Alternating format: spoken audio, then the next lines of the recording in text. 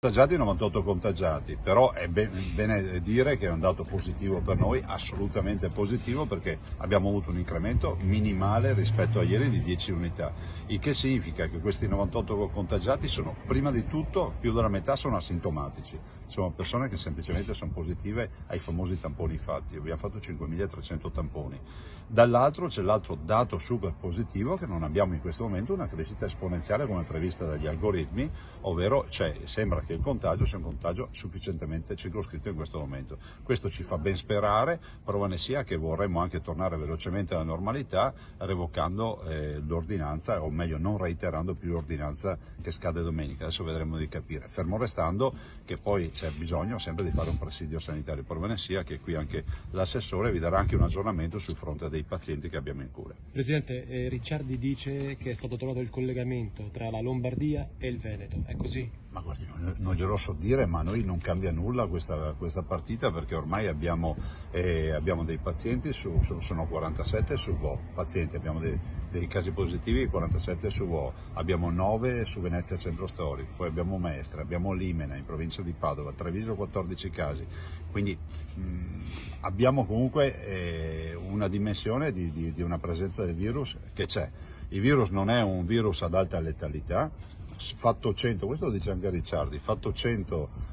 malati, 80 guariscono tranquillamente, autonomamente, 15 avranno bisogno di cure mediche, 5 dovranno essere ricoverati con patologia importante, con un quadro clinico importante. Ecco, noi ci stiamo occupando e la nostra preoccupazione è il quadro clinico importante, bisogna essere pronti con postazioni di terapia intensiva ovviamente adeguate ad eventuali numeri. Ma questa connessione risulta o no? No, a noi no, nel senso che a noi no, non è una smentita di Ricciardi, ma non so, probabilmente Ricciardi ha altre informazioni, ma non è neanche più questo il problema, finiamola anche con questa storia della ricerca del paziente zero, penso che sia un'inutile perdita di tempo. Si dice anche che Veneto avrebbe fatto troppi tamponi e in anticipo rispetto appunto ai sintomi. No, guardi, il Veneto ha applicato le linee guida che sono chiare, tanto è vero che ieri su nostra richiesta sono state anche modificate e quindi sono state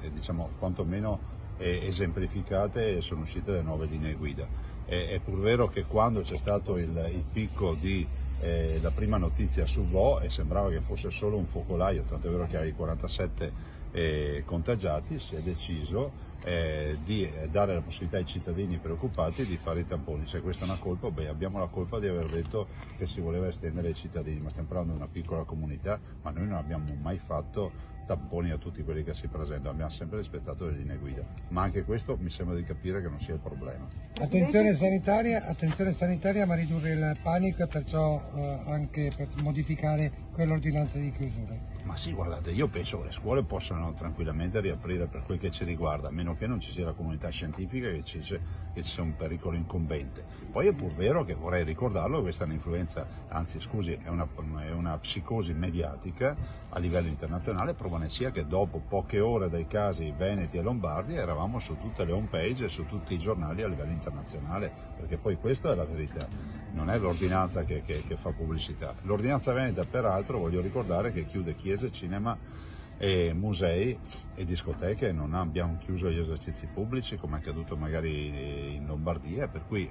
noi siamo proprio il termometro del fatto che pur avendo un'ordinanza blanda i treni sono vuoti, ma non abbiamo chiuso i treni. Ma lunedì si riapre tutto? Ma io spero proprio di sì, spero che si possa provvedere a ripartire e a partire normalmente, fermo restando che non si chiudono gli ospedali, perché continueremo a praticare le cure, perché noi siamo qui per questo. Ecco, ma quando continuano i contagi dei medici, degli infermieri, dei sanitari, questo vi mette in difficoltà? Ma ci mette in difficoltà, nel senso che le linee guida sono chiare, nel momento in cui abbiamo un contagio c'è sempre il tema dell'isolamento, c'è il tema dei tamponi, c'è tutto questo tema. Tanto è vero che anche sul fronte degli infermieri l'assessore ha provveduto ad ampliare l'organico infermiere con altre 215 assunzioni. Sentite l'assessore che ha... L'unica cosa, scusi, quando verosimilmente arriverà una risposta definitiva dal punto di vista della revoca o meno dell'ordinanza? Ma guardi, dobbiamo confrontarci,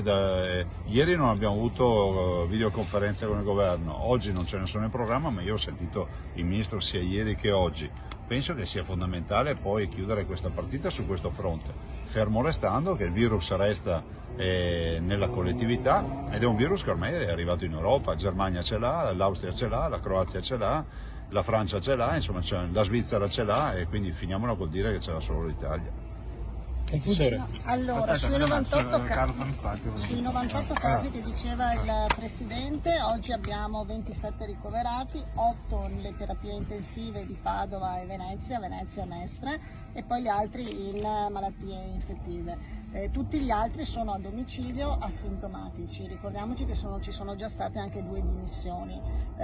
anche la bambina insomma, di Padova è asintomatica a casa e gli abbiamo provveduto come da cautela per la chiusura della scuola per i prossimi 15 giorni e la sorveglianza attiva per quanto riguarda la classe in cui la bambina insomma, la classe da bambina frequenta. Come diceva il Presidente, da un punto di vista sanitario tutti gli ospedali sono attivi, quindi continuano con la normale attività. Dove ci sono stati episodi, pensiamo a Venezia piuttosto che a Treviso, c'è stata le operazioni di sanificazione, di spostamento del personale, se personale contagiato e quindi personale che oggi è in isolamento a casa, mentre rimane il discorso legato a Schiavonia, che l'abbiamo detto fin dall'inizio, Schiavonia essendo il primo caso è stato chiuso, quindi non c'è stato nessun accesso nuovo di degenza, tutte le operazioni sono andate nella direzione di smistare i pazienti e renderli operativi presso altri ospedali. Questa è la situazione dal punto di vista sanitario. Abbiamo, come diceva il Presidente, previsto un'assunzione in emergenza di medici, sanitari e OSS all'interno soprattutto delle strutture, quindi Padova, Treviso e Venezia, che oggi stanno soffrendo di più e che hanno più problemi. La verifica che fate oggi con il personale medico, sanitario, infermieristico, cosa vuol portare? No, oggi è un incontro in cui sono stati chiamati attorno a uno stesso tavolo ordine dei medici, ordine dei infermieri, medici di medicina generale, pediatri di libera scelta, l'ordine dei farmacisti e quant'altro per fare il punto della situazione, ma perché c'è stato un dialogo continuo e una collaborazione, dobbiamo dirlo, insomma ringraziando tutte queste sigle che ho citato, una collaborazione molto importante e molto attiva che deve continuare, ma deve anche porci tutto sullo stesso livello, quindi rispetto anche alle nuove linee guida che sono uscite rispetto appunto all'individuazione dei casi e alle procedure che in questi giorni vediamo l'Istituto Superiore di Sanità continua ad aggiornare.